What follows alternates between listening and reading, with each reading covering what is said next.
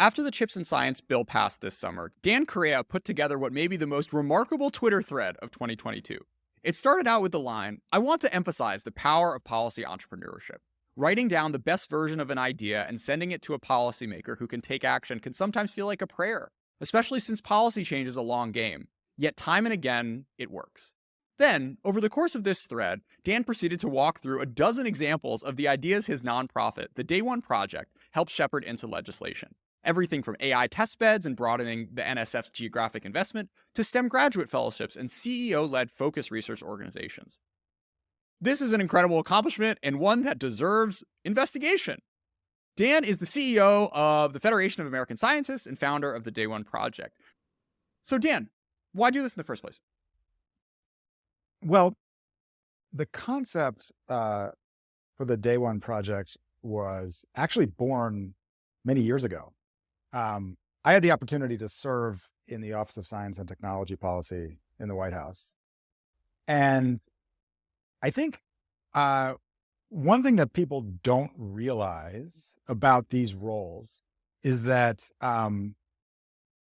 A, you're incredibly busy, and B, you are inundated with people who want to pitch you ideas. And how this manifests is that you're in meeting after meeting with folks who have ideas of things that the government should work on. And it was probably in my, third year of sitting through these meetings that I began to reflect that maybe there's a way in which we can do more pre-work to prepare good ideas so they're ready for action for policymakers, and began pulling on this thread of what it would take to organize the community of experts who know a lot about critically important science, tech, and innovation topics, but may not know what to do with that expertise or how it could shape policy. So that's the beginning of the journey, and there's a lot more that goes into it. How do we take that idea of bringing these, smart supplicants, concerned citizens who are worried about something and channeling their brains and energy in a positive direction? What sort of models did you think about? Let me first just resuscitate a little bit the value proposition here. These aren't meetings that you're taking simply out of this is stakeholder engagement. In fact, people often have a kernel of a good idea. The challenge is that coming out of the meeting, as a busy policymaker, your realization is, I have just been assigned more homework. For this to become an actual initiative, there are a lot of things that I would need to figure out. And there's only so many hours in the day. And so but the reality at the same time, and this is, I think, critically important, is that for just about every major new initiative that we and our team had a hand in, the kernel of the idea came from someone else. So people that knew a lot about a topic. So just to give you an example, during the Obama administration, during our time, President Obama launched an initiative to map the brain. Let's do for the brain what the Human Genome Project did for the genome. That idea was not something that some team at NIH or OSTP came up with. It found inspiration from the work of academics that were in this field, advancing the state of science, and thought that the time was right for a series of multi-sector targeted investments that would help to rapidly accelerate progress, right? So the insight remained that crowdsourcing the substance of what policy should be is really foundational and important for government to be effective in designing and delivering on policy in the first place. So there were a couple insights in this then. So one, we have to help people understand the needs of actual policymakers. And then two, that presupposes that crowdsourcing policy and insights and inspiration and kernels of good ideas is a worthwhile endeavor, that more people have things to contribute to policy than they realize. Let's take it forward a little bit. So we have smart people with kernels of ideas that have value that haven't already, bubbled up into the system. Mhm. You brought up this idea of homework. What I imagine most, PhDs in neurology think that they can't do any of this homework. That this is, something that is foreign and confusing, and they haven't taken civics in 25 years. How far, at what point is the furthest that someone outside government can go in bringing an idea to fruition? So I think the core contribution of the Day One project has been to hone this into a systematized process that we can run over and over. So it's pretty daunting at first. Like the first thing that you have to do is to recognize that policy is its own discipline. There are like schools dedicated to public policy. Like it is a thing that people study, but we are not like giving people, a crash course in public choice theory. It's not as if like admiring public policy from a distance is going to enable you to move through it with velocity. Instead, we are sharing some of what we have seen work. It's more about understanding a toolkit, about the kinds of levers that would give an idea flight, and helping individuals to go through their own experiential learning journey, talking to experts, workshopping iteratively with us on what would convert what they think the world should look like into something that has an actual plan of action that a policymaker could understand. And I think that's more about having an entrepreneurial spirit, a disposition, and a bias for action than anything else. And I think we've seen this over and over and over. So Dan, beautiful vision. Let's take us back to the beginning. How did you first think about taking all these, tips and tricks and weird corners of the system that you learned in your time in the White House and trying to sort of share and impart that knowledge with these folks who you had really bad meetings with, but like really were rooting for and just like knew that they needed a little help to get over the hump? Well, when we started, so we said, what if we created the scaffolding and a system that would allow the community to contribute in a better way and at greater scale? This meant, one, recognizing that we would have to provide some technical assistance. We need to help them understand policymakers as customers. Two, fundamentally that crowdsourcing was going to be the way to get the best ideas. But three, we would have to organize the project around specific moments, windows of opportunity. Okay. And so the initial window that we chose was the 2020 election. Like, it doesn't take a policy veteran to understand that a presidential election is a moment for a policy opportunity, right? Like, if the incumbent wins, there's like always a ton of reprioritization, agenda setting for the second term. And if there's a change in administration, there's obviously a total upending of priorities. And so we started the project by issuing what was an open call for folks to contribute to a collection of ideas that would have informed that agenda setting. And when we started, it was like, I hope we get a couple people that would write something for us. We had no idea if this would work, because essentially what we were asking people to do is to write down their best idea, give it to us, let us tear it apart, and then do that process over again like 3 or 4 more times. And at the end, we would put it on a website that nobody knew about, and that we would, on our word alone, that we would help them increase the likelihood of that idea becoming reality.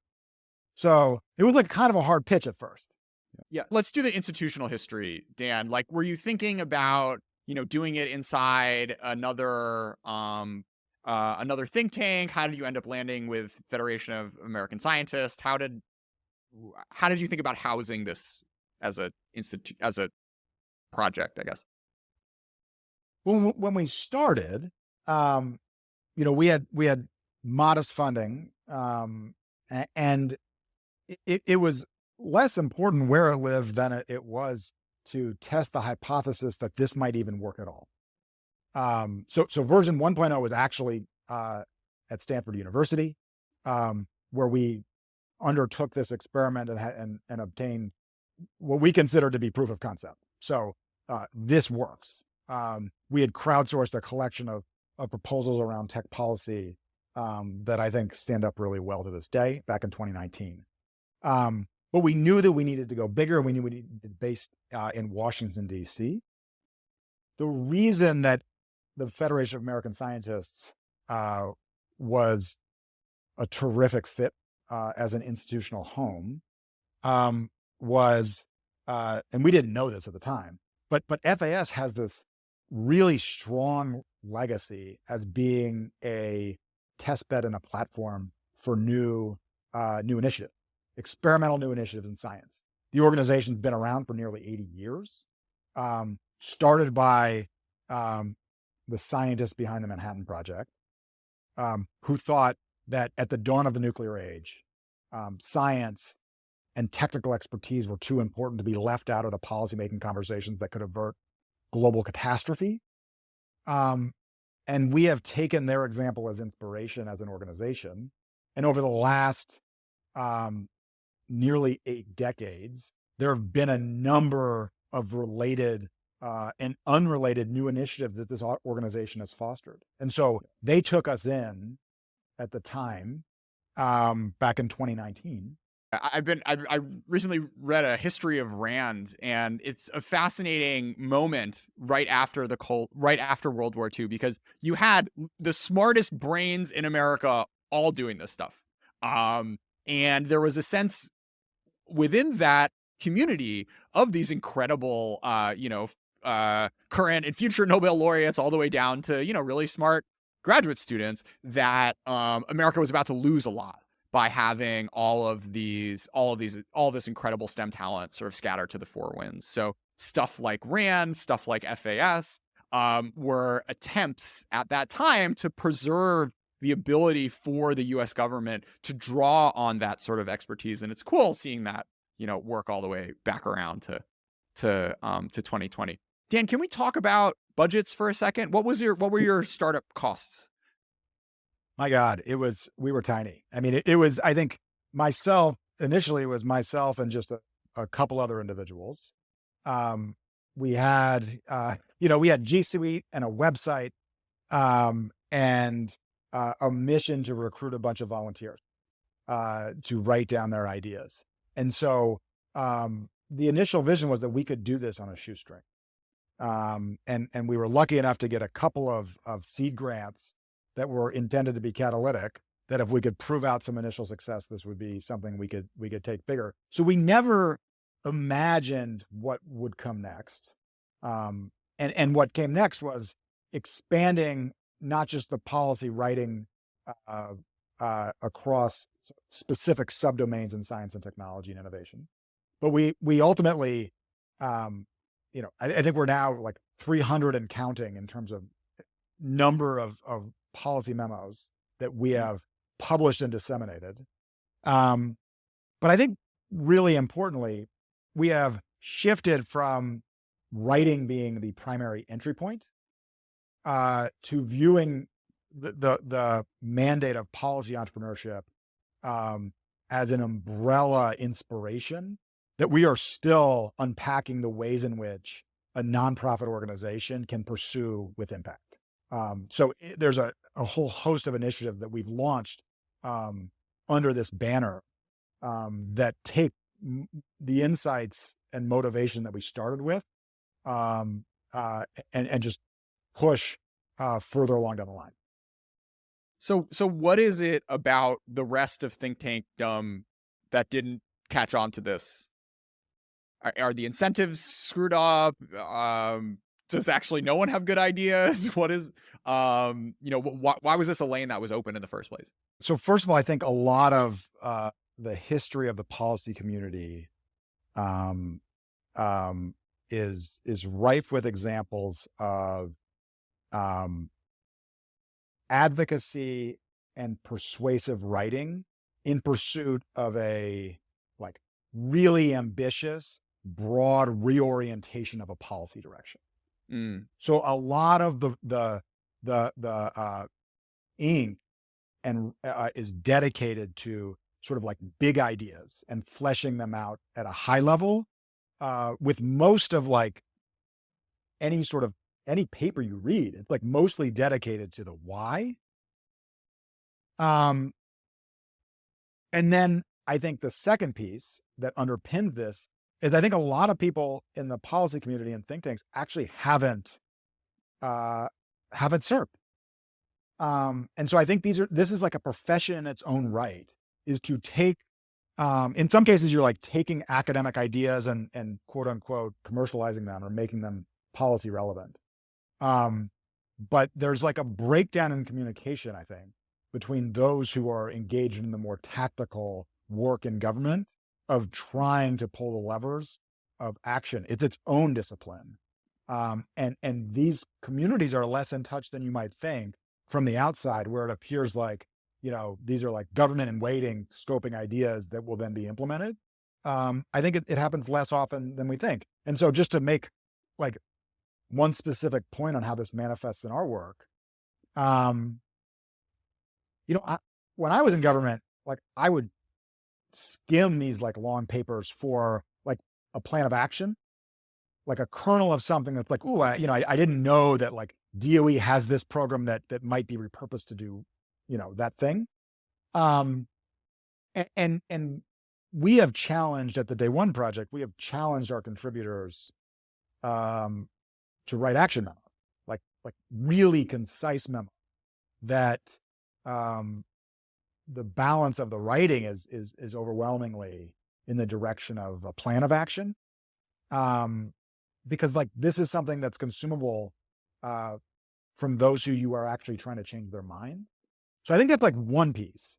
And then I think there's another piece that's also like related to Congress versus the executive branch, where this isn't just a think tank thing. I think lots of Washington is overwhelmingly focused on big legislative milestone.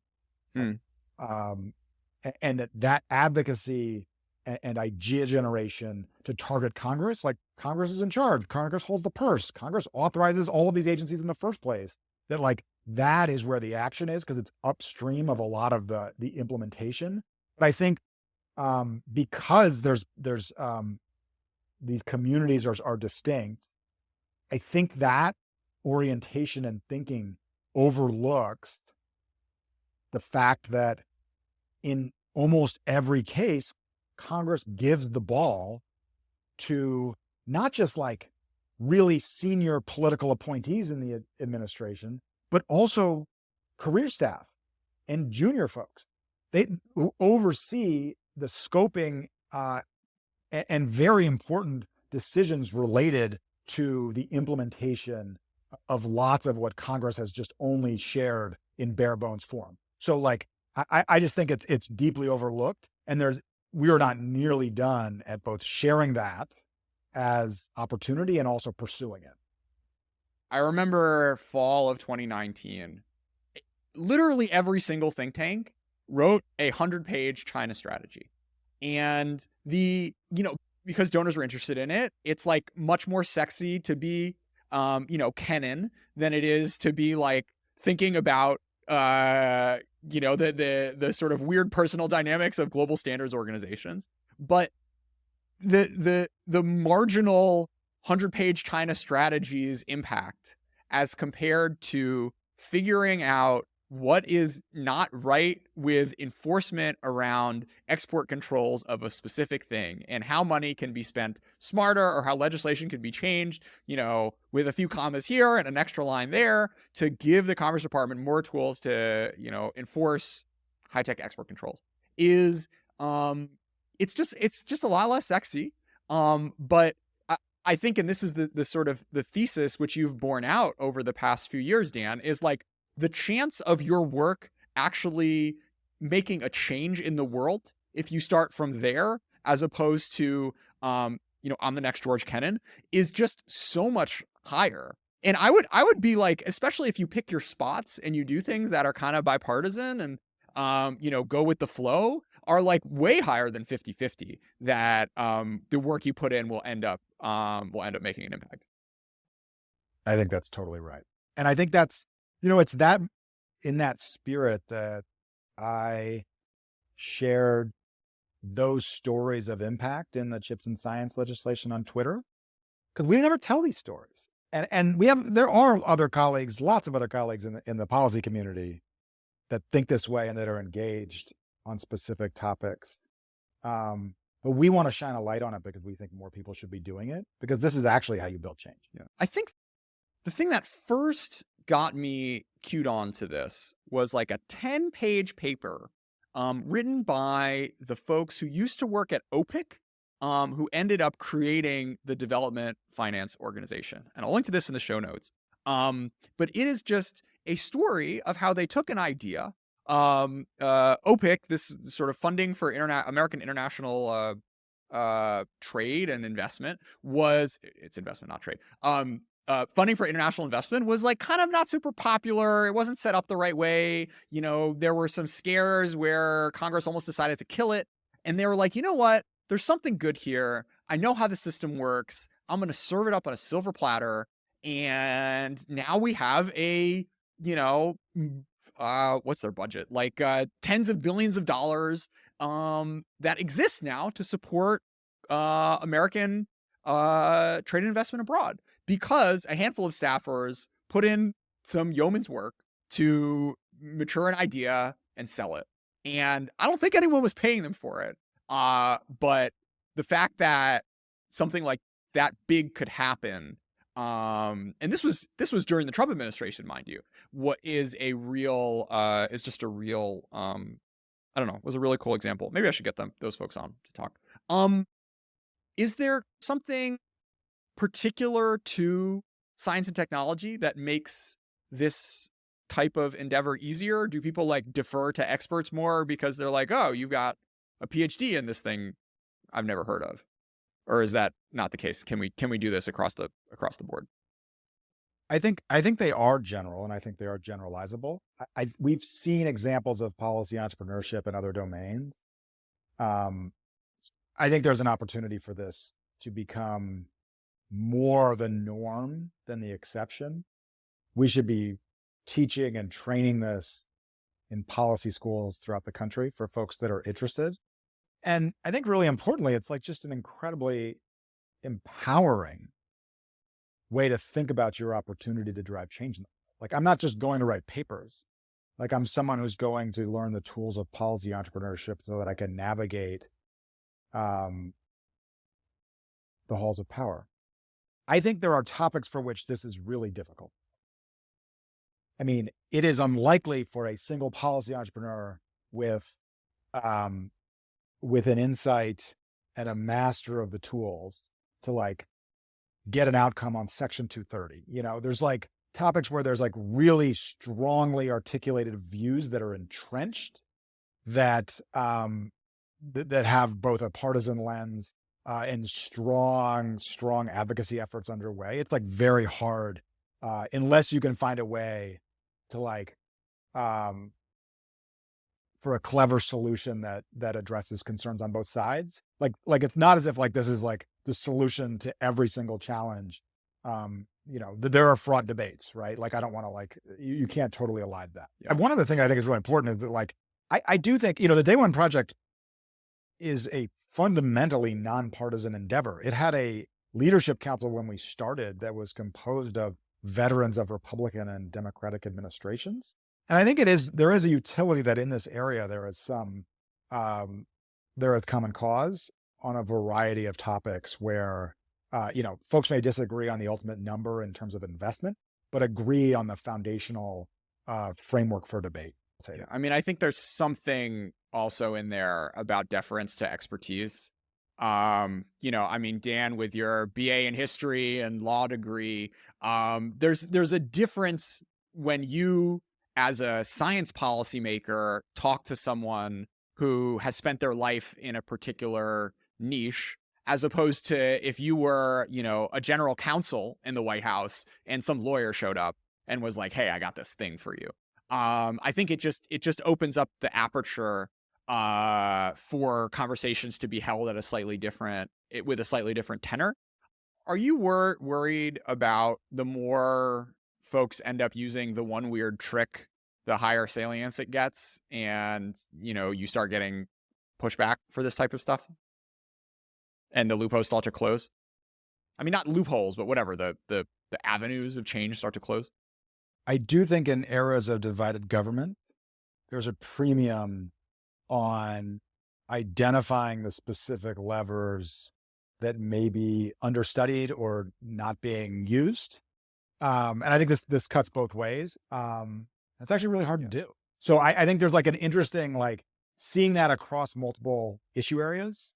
I think, this is one thread, I think, that underpins successful policy entrepreneurship is like, there's an element of information arbitrage, like merely listening and diagnosing opportunities from those who are seeing them up close is actually a big piece of some of the very specific policy ideas that have the most promise for impact. I also think, um, you know, you have to approach people and challenge them to think about what it is that they'd like to change. Because sometimes, over time, as people work inside an institution where the rules seem to be fixed, and hey, no one's taken advantage of that, in your words, Jordan, this one weird trick. Like you forget that it's like a lever that should be pulled. And so I think people who have this time-bound service, whether they're political appointees or fellows or something, tend to both come in thinking that they're there to help because they know a lot about a topic, but tend to leave feeling like they know a lot about an organization and what should look different. And it's amazing to see. You see this journey like every time. And if they've been successful as much because of what they've learned about how the organization works and how they can make it work as any sort of expertise that they brought to the job. And so I think like people want to share that stuff. Dan, have folks abroad reached out to you about what lessons they could learn from the model you've laid out in the U.S. and apply it to their national political systems? They actually haven't. For as successful as we know the Day One Project to be, it is deeply targeted at policymakers in the U.S. federal system. We're excited to know that our web traffic and readership among that community is like incredibly high. Like people actually, I'm told, like people shop our website like it's like a menu of things to work on. But our penetration abroad is actually relatively light, and I think it's such an inside baseball move that we've made that we have yet to have too many conversations with folks outside this ecosystem. Yeah, it's interesting because I've heard that folks have reached out to CSET to see what lessons that sort of what they've been able to do for tech and national security analysis can be brought abroad. And on the one hand, I think obviously you're right, Dan, like the one weird trick in the Department of Commerce is not going to be all that useful in like Israel or the UK. But I wonder to what extent the model of getting smart, concerned citizens the tools to speak like a mid-level bureaucrat is a kind of is an initiative that you could replicate in with some parallels to what you've done for other countries. I suspect it is. I think the other reason why we're early in that journey is we've spent most of our time to date practicing it versus evangelizing it. Yeah. And I think that's the next step is building this, because I think, sure, it may not be like Congress versus executive branch. It's the same dynamic, but like there are power centers that probably where there's arbitrage to be done. Yeah. I mean, and taking that policymaker view is 100% the way to do it. There are overworked bureaucrats everywhere, and there are government inefficiencies which can be addressed without, giant controversial pieces of legislation. Probably, I don't know more or less in the U.S. than other countries. There's one, or Kumar, you want to say something? Bringing a China angle into this, this is what this is what the National People's Congress is like ostensibly supposed to do. Is, you take these like ideas from like your billionaires and Yao Ming or whatever, and they turn into policy proposals. But this is just so much better because, I don't know, our system actually listens. Folks aren't scared that if they say the wrong thing, they're gonna be thrown in jail. And the fact that this is part of the U.S. system is something I think worth, not just the U.S. system, just like democracies in general, that bureaucracies are much more permeable than they would be in closed, more autocratic societies is something that I think there's more effort that should be harvested from when you're talking about, getting on a happy flywheel to improve governance, raise productivity over a multi-decade window. I just wanted to riff for a second on policy entrepreneurship on China-adjacent topics. 10 years ago, right, it would be thinking you had stuff like the U.S.-China bilateral investment treaty and more broadly, like ideas that you could use to improve U.S.-China ties, or bring the two countries together, or kind of like get the interaction happening on a better way. And, unfortunately, that window seems to be closed and be closed for a number of years to come. So, if when I think about the marginal 5 hours a week I have to do this sort of thing, it's not on the what is America's China strategy level. I think there are a number of questions that I'm particularly interested in that I think the sort of broader American and global policymaking community would like to have better answers on from an analytical perspective with respect to China. And there are sort of accompanying policies that would go along with that. From on the analysis side, two pieces which have really caught my attention over the years of how much how much room there is for good, smart people to make an impact. The first is on elite Chinese politics. And broader, and not just elite, but also just like broader understanding of the Chinese bureaucracy and how it thinks and responds to events. And that is something which obviously is hard to research. You need really good Chinese. Unfortunately, everyone I know who does this well now has spent lots of time in mainland China hanging out and talking with bureaucrats and people in the party school and whatever. And that's something that is like harder, if not impossible, to do in this contemporary environment. But there's still, an outrageous amount of open source stuff that the Chinese government puts out, which is not kind of digested and thought about in a serious way by the global policymaking community. And I think you can have a better sense of the Chinese government's, intentions and capabilities if more people were looking at open source, modern China stuff, and even delving deeper into historical case studies in a more serious way. So that's on the kind of like analyzing China front. And the other piece, I think, from putting on my Jordan Schneider tech analyst hat is sort of understanding dynamics within the Chinese technology ecosystem. The amount of people who could say anything, who are able to say anything interesting or relevant about the Chinese memory industry is like shockingly thin. And this is like the most important thing, according to Jake Sullivan. And I'll tell you this much: the U.S. government, there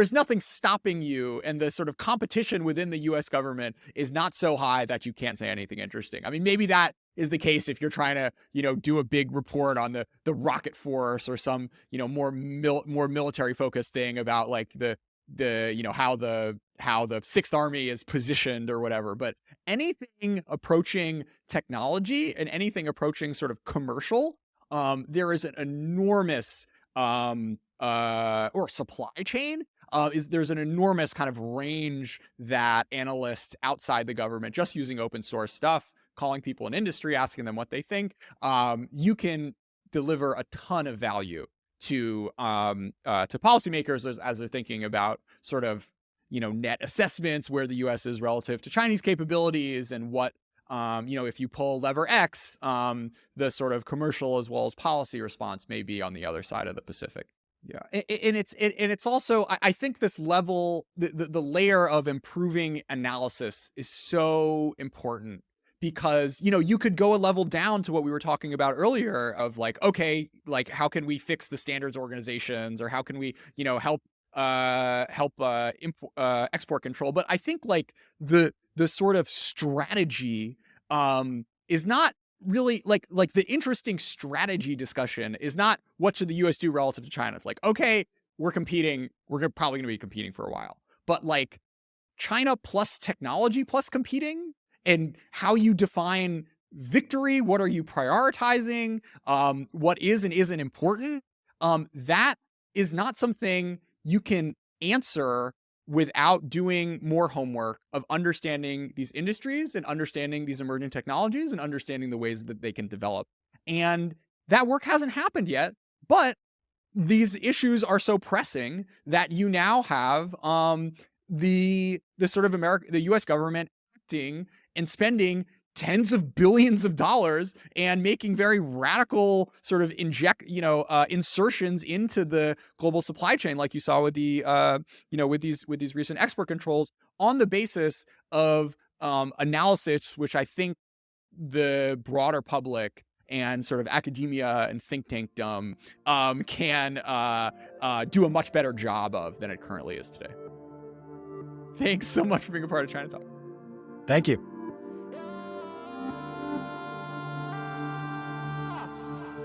Te lo advertí que si fallaba yo te iba a hacer llorar. Tu corazón es de piedra y tus lágrimas de cristal.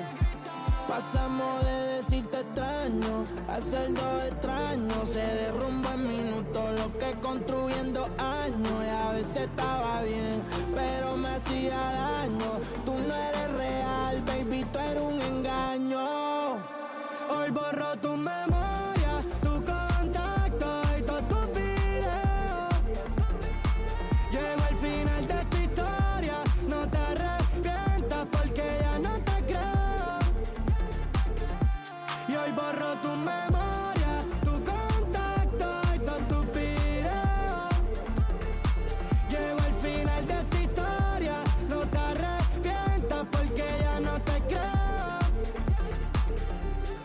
Baby, tú eres feca, igual que ese culo. Tienes las tetas real, pero el corazón facturó. Esa vida de mentira, yo era lo único puro. Quédate con la guagua, con la gana y con el pudor. A ti yo te di, pero también le di Lili a la foto en París. Y que me cague en la madre, que me vuelva a parir. Por eso bloqueé tu perfil. Yo no quería volver, solo escucharte gemir.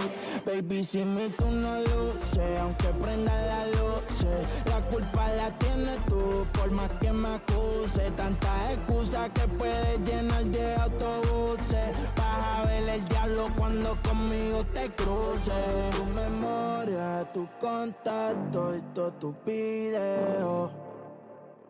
Llego al final de esta historia, no te arrepientas porque ya no te creo. Hoy borro tu memoria, tu contacto y todos tus videos. Llego al final de